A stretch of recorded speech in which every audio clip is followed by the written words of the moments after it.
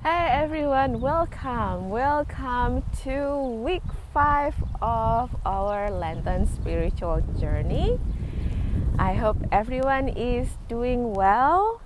Before we begin, let's take a deep breath and let it go with a sigh. And I would like to invite you to look around and see, not just with our eyes, but also with our hearts, and notice if anything is different when you see with your hearts too. In this journey together, we have learned to hope, to trust, to wait as God is stirring our hearts and as we long for God to move in our life. And the theme we have on week 5 is eyes wide open. We're going to learn what if God has been working with us or answering our prayer all the way along in this journey. And what we need to do is actually just to have our eyes open to recognize what God has been doing in the midst of our situations. Sometimes when we have our eyes wide open, it doesn't really mean that we are seeing things. Can be like we just daydreaming, just like me. Sometimes I look, my eyes are open, but my mind are somewhere else. Or what about a blind spot? Like things actually right in front of us, but we not able to see it somehow, not till someone pointed out, like, look at that, it's just in front of you. And I was like, oh yeah, that's true. That kind of things happen in our life too.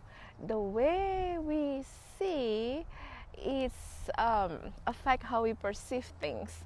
So for example, if you look things very close like this, you might see the detail, but you're not able to see the big pictures. So from far away like this, you might be able to see the beautiful landscape, but you will not be able to see the detail. And also there's a different perspective. Sometimes when you see things from the bottom, it's not the same when you see from the above. Things that might not be manageable when you see from the bottom. When you look up, when you're on the top of the mountain, sometimes you can see the path, where things are going and stuff. So sometimes things are like that too. It looks manageable when you see from the top, but not from the bottom. And also from the dark, from the light. So those things are affect the way we see things. If we're only looking for problems, we might miss God's provision. Yeah, it is easy to notice what is broken, what is missing, and what if in the midst of our struggle, God has already made a way. If we expect God to answer us on a certain way, we might have missed the blessings or overlooked the blessings that's already unfolding. So our psalm this week comes from Psalm 126 verse 5. Those who sow with tears will reap with the songs of joy. At first, the Israelites only saw the hardship, but when God restored them, then they realized that God has been with them and helped them all along. So it's the same.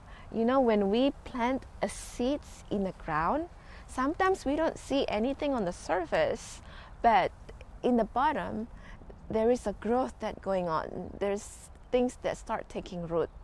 So it's the same with our life too. Sometimes emptiness, the tears, the waiting, the struggles, it's the preparations for growth, for redemptions, for transformation. This week, I invite you, when life feels blurry, ask God, what is growing? where I only can see dirt.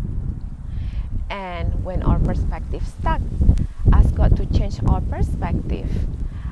Think about what we miss by only able to see from one view only, and ask God that God will open our eyes to be able to see from a different angle, from different perspective.